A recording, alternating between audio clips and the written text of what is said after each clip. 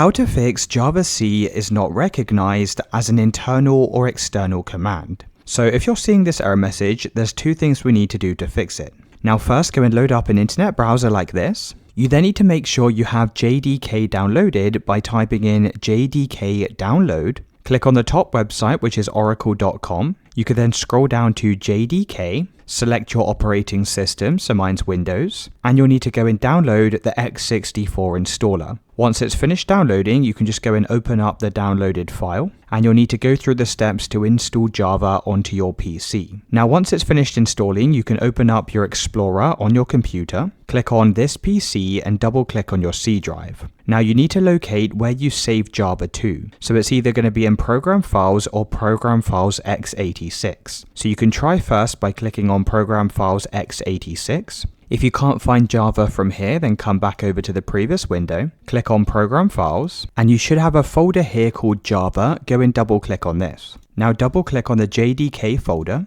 and then double click on bin. Now once you're inside the bin folder, click on the address bar, and you need to copy all of the address like this. Now open up the Start menu on your computer, search for View Advanced System Settings and click on this. Now click on Environment Variables. Now click on Path at the top of the page and press Edit. Now click on New, and then go and paste in the file directory that we just copied. Now once you've done this, press OK. You can then go and press OK to close out of this window. Now to check it's working, open up your Start menu, search for CMD and open up the command prompt. Now just type in the word Java space -- version and then press enter. Now if you see this text, Java has been successfully installed, and that's how to fix the Javac error message.